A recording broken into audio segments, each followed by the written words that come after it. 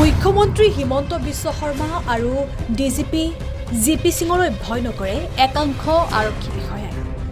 মুখ্যমন্ত্ৰী হিমন্ত বিশ্ব শৰ্মা আৰু DGP GP সিঙৰ কথা নুশুনে একাংশ আৰক্ষী বিষয়াই। অসম আৰক্ষীৰ সন্মান লাঘৱ একাংশ আৰক্ষী বিষয়াৰ।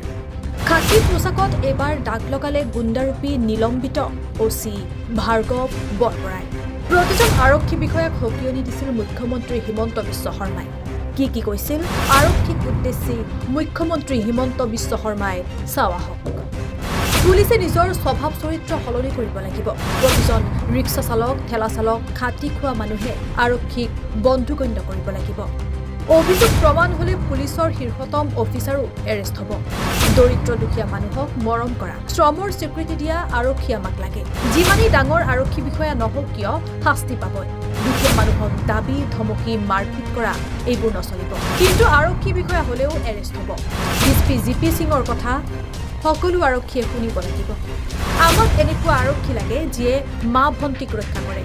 শ্ৰম কৰা মানুহ কষ্ট কৰা মানুহ দেখিলে অফিচাৰৰ পৰা কনিষ্টবললৈকে সকলোৱে সন্মান কৰিব লাগিব। আৰক্ষীৰ বীৰাংগনাসকল বীৰসকল অফিচাৰসকল মই আপোনালোকক এটাই অনুৰোধ কৰিম।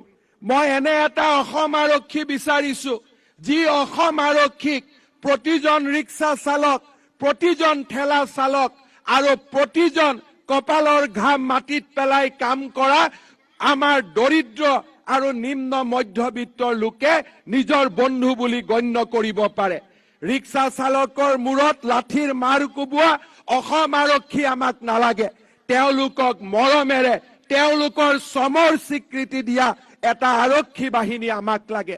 আমাক এনেকুৱা এটা আৰক্ষী বাহিনী লাগে যি মোৰ মা আৰু মোৰ ভণ্টিয়ে ৰাতি 2টা বজাতো থানালৈ যাব পাৰে।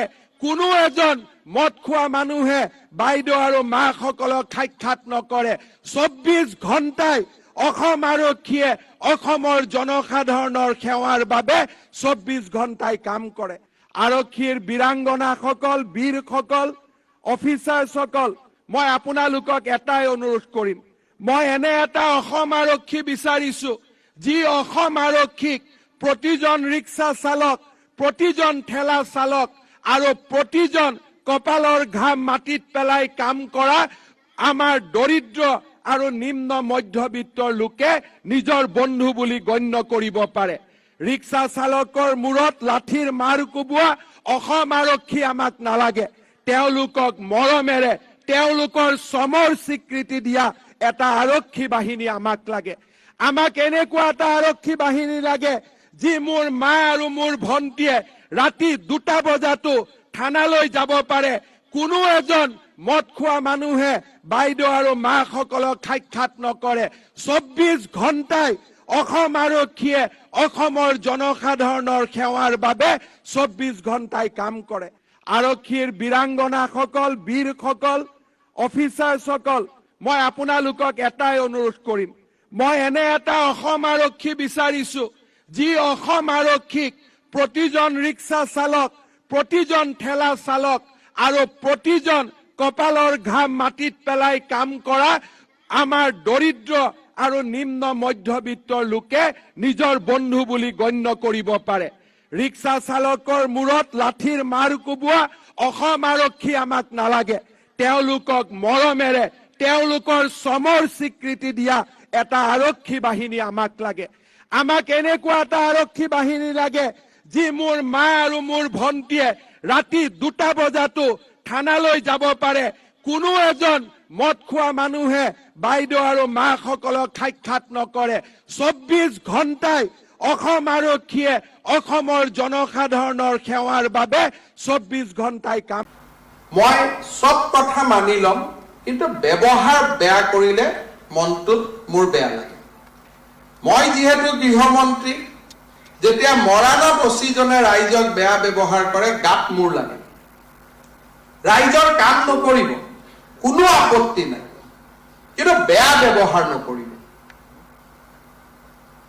কালিও মই কমিশনাৰ পুলিচক ফোন কৰিছিলো যে অমুকত এফআইআৰ দিব গৈছে, অচিজনে বেয়া ব্যৱহাৰ কিয় কৰিছে।